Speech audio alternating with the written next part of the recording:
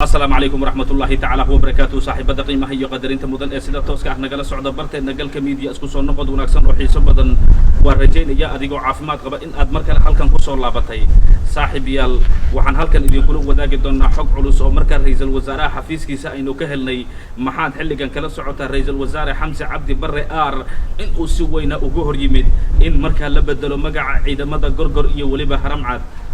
waa ninka la yiraahdo Xamse Cabdi Barre waxa uu yiri ciidankaasi waa geesiyaal naftooda ayay u hureen qarankan magacaasna anigoo dibad joog ka ah dawladnimada ayuu si weyn iga gadnaa cid walba oo magacaasi bixisay iyo cid walba oo ciidankan dhistayna waan u mahad celinayaa ayuu yiri ra'iisul wasaaraha sida laga soo xigtay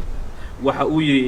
dawladayda ama xukuumadayda cusub waxa ay xooga saari doontaa la socoshada ciidankaasi ka warqabkooda sidoo kalena in mushaar kordhin loo sameeyo ayay dawladaydu markaasi kafaale qaadi doontaa waa qorshayaasha ugu horeeya ee dawladda ama xukuumadda cusub ee aan markaasi jeclahay in aan soo dhiso inay wax ka qabato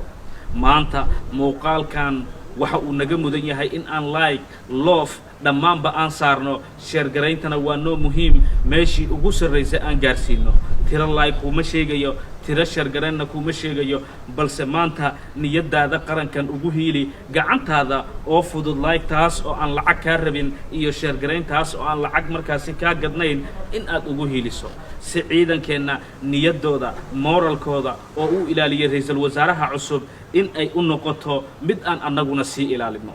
saaxiibayaal maanta ra'iisul wasaaraha hadalka uu yiri iyo hadallo kale oo hore uu yiriba dad badan ayay imaankooda bedeshay go'aan adkaysi ayaa ra'iisul wasaarahan markaasi lagu sheegay in ay marka u tahay arrinka kuwaad ee xukuumaddiisa ay ku shaqayn doonto xitaa waxaan kale xog ku maqalnay in ciidamo kale uu dhisi doono waxaan sidoo kale war ku haynaa in ninka dawladdan kala socodsiin doono isagaba uu yahay dad badan ayaa waxa ay markaasi nagu yiraahdeen ra'iisul wasaaraha waxa uu noqday lamood noqosa weysay waxa ay ku tilmaameen geesi aan ka gaban hadallada sidoo kale nin shisheeyaha in dadkan Soomaaliyeed ay soo dhaxgalaan aad u nacab ayaa lagu tilmaamay dadka ninkaasi yaqaana balse ka galka media ahaan baaritaano aan sameynay waan ku ogaanay kadib markii uu si weyn u garab istaagay ciidamada gorgor iyo waliba haramcad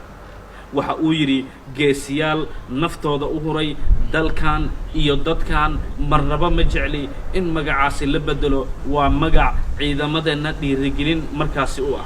gorgor iyo haramcad iska badaaye waxaan kale ku rajo weynahay in aan sameeyno ciidamo kale oo sidan marka magacooda la maqlo looga naxo idinkuna waxaad igu timaadeen in magacaasi laga guuro oo magacyo kale la bixiyo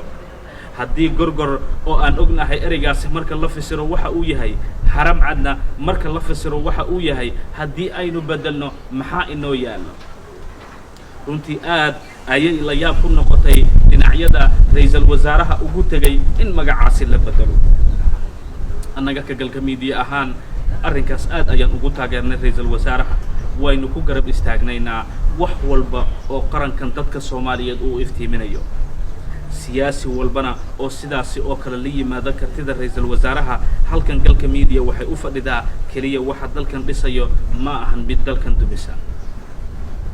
wabadan oo aan annagu ognahay gacmihiina ma hayno waxaad rabtaan waad soo qori kartaan laakiin waxaan la hadlaynaa dadka laabta ka fiyo gacantana akhlaaqda ka leh ayaan la hadlaynaa runtii waxaa sidoo kale bogaadin mudan in ra'iisul wasaarahu uu ku dhiiraday tallaabo kale oo hor leh in qarankan markaasi wax weyn ay ka qaban doonto sida dhismaha ciidamo cusub oo uu sheegay in dhawaan la gudagali doono xukuumaddiisa cusub waxaan leenahay waxa ay dalkan ilaawsiin doontaa 4 sano waxa aan filan doono laakiin waa ninka kaliya ee dawladdan aan isleenahay way ku dhaqaaqi doontaa waxayna tani ka dambeysay kadib magacaabistiisii kulankii uu la qaatay madaxweyne hore Maxamed Cabdullaahi Farmaajo talooyin badan oo la siiyay ayay ra'iisul wasaaruhu wax badan oo xilligan wax kaga bedelay muuqaalka noo sii share garay tan iyo kulan dambe nabadgelyo